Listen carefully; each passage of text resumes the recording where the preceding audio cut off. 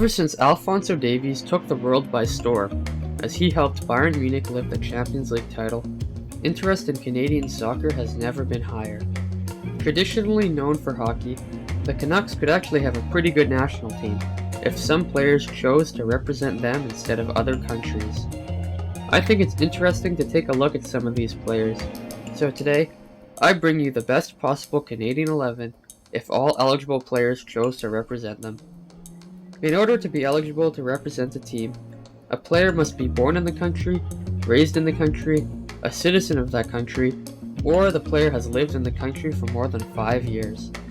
So with that out of the way, here's Canada's best possible 11 with a bench and a manager to boot.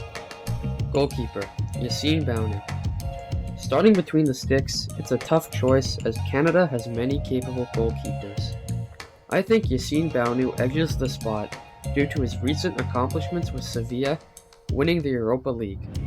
Born in Montreal but capped 26 times by Morocco, Bounou has risen through the ranks of La Liga and now starts for Sevilla in the Champions League, where he's yet to concede in the group stages.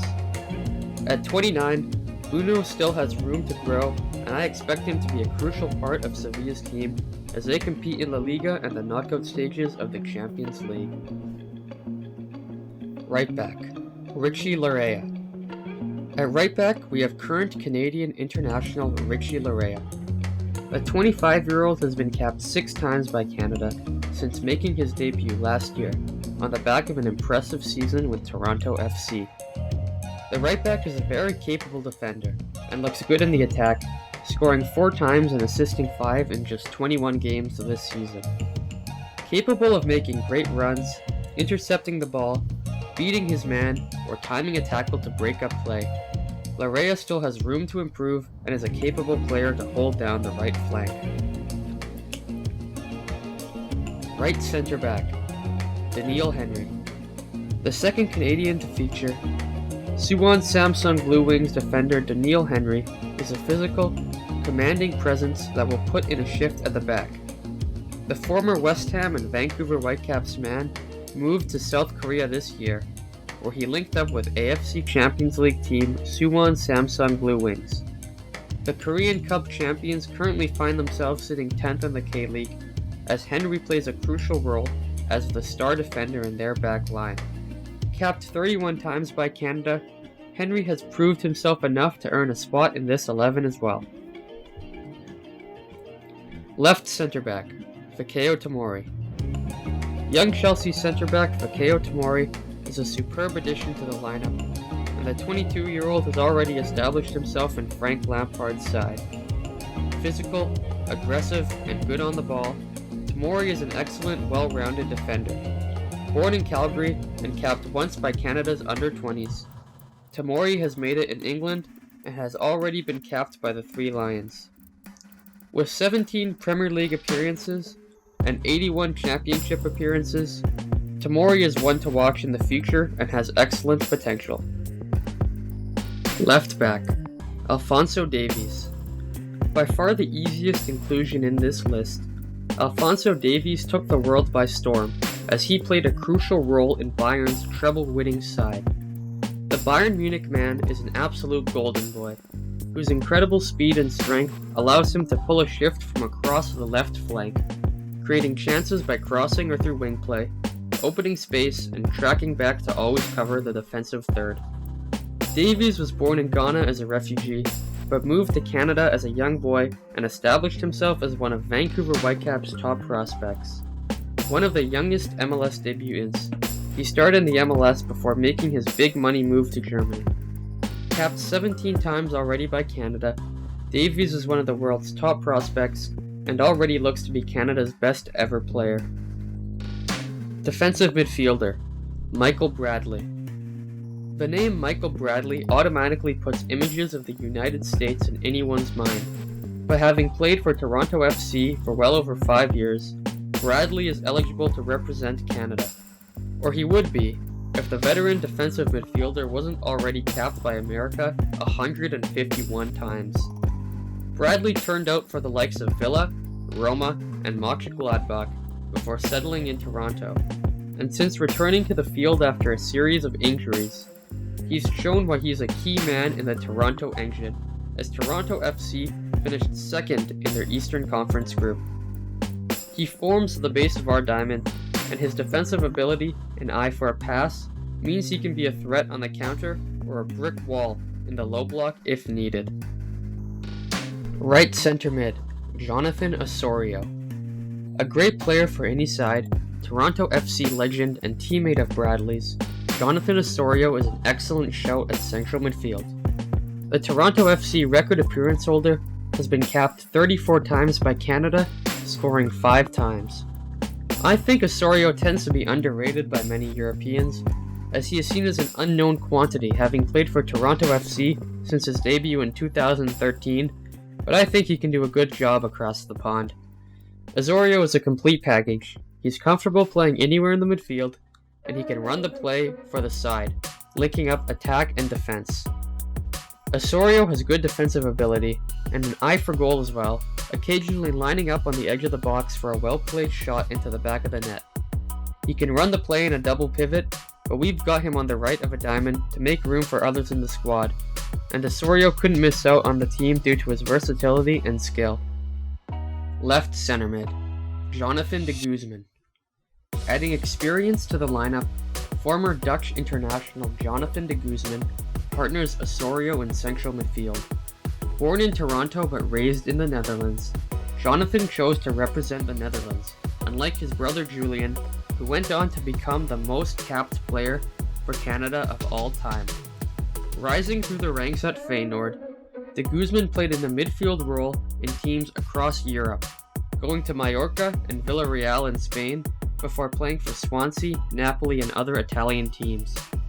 Jonathan joined Frankfurt in 2017 and went on to make over 50 appearances, but this summer he left on a free to OFI Crete in the Greek Super League.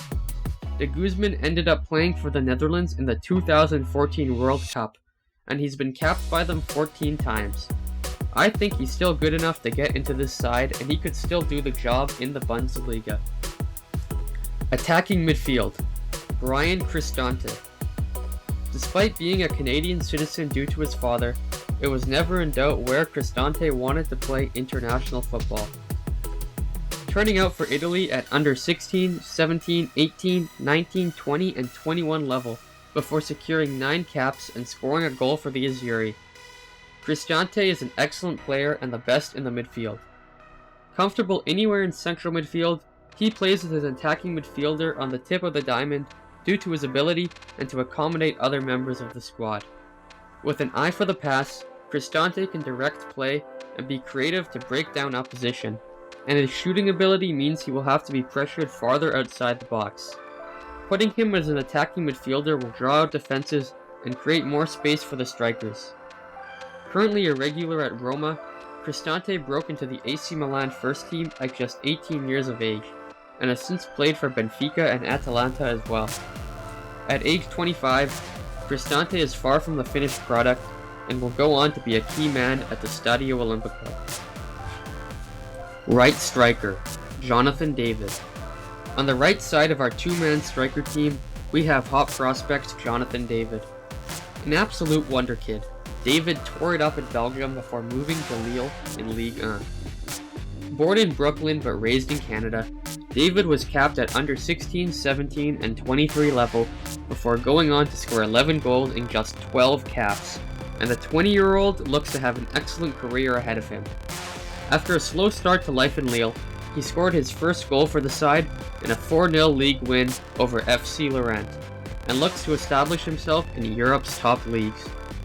David is one to watch and has the potential to be a top striker anywhere in the world, and could realistically become Canada's all-time record goal scorer, already halfway to tying Dwayne De Rosario's record, with his whole career ahead of him. David easily gets into most sides across Europe, and his explosive pace and eye for goal means he runs into this team. Left striker, Lucas Cavallini. To cap off our all-Canadian 11 and striker partnership of current Canadian internationals, Vancouver Whitecaps all-time record signing Lucas Cavallini plays on the left side. A physical player with his strength on the ball as his key attribute. Cavallini played in Mexico before signing for the Whitecaps for $5 million. Cavallini hasn't played very much for the Canadian national team for personal reasons, but since returning to the side over the years, he's been in red-hot form for the Canucks, scoring 11 times from 17 caps. Cavallini and David play off each other in this 11, and Cavallini has a good shot, superior strength, and the eye for a creative run to offset his lack of explosive pace. Nicknamed El Tank by Mexican supporters, the name has stuck in Vancouver, where a model tank was painted after him, and the Whitecaps number 9 takes the final spot in this 11. Substitutes and a manager. Lots of excellent talent misses out on this 11, and I had a tough choice for a few of the positions. The position Canada is most gifted in is goalkeepers, with Bosnian international and Bournemouth star Asmir Begovic, as well as Red Star Belgrade and captain Milan Borjan, being available between the sticks. I think Asmir Begovic is a superior keeper though, and he gets onto the bench for this team. To provide defensive depth, I've gone for current Canadian international Steven Vitória. At age 33, the Moriense man is a clear player for the Portuguese Premier League side, as they hope to establish themselves in the top flight, and Vitória brings more experience to the lineup. Chilean youth international Christian Gutierrez provides cover at fullback, and the Whitecaps prospect provides good defensive cover and could develop into a good player. Also on the bench is Matthias Laba, who is eligible to represent Canada after spending 5 years with Toronto and Vancouver. Current Canadian and Rangers man Scott Arfield, who can provide cover in the midfield diamond and is also the captain of the Canadian national team. And Pacos Ferreira man Steven Estaquillo, who currently plays his soccer in Portugal, on loan from Mexican club Cruz Azul.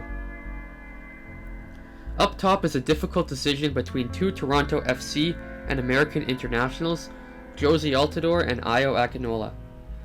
While Altidore has played across Europe and has 41 goals and 115 caps for the Stars and Stripes, Akinola seems to be replacing him in Toronto. I've ultimately gone with Josie Altidore, as he's a more proven goalscorer at international level, but Akinola is just 20 years old and he will go on to have a good career if he continues his development. And lastly, a manager. Canada is not especially spoiled in the managerial department, and I've chosen Vancouver Whitecaps boss Mark Dos Santos. Dos Santos is struggling with the Whitecaps, but he has enough experience and an eye towards youth, and I think he's the best given the choices I have. Honourable mentions.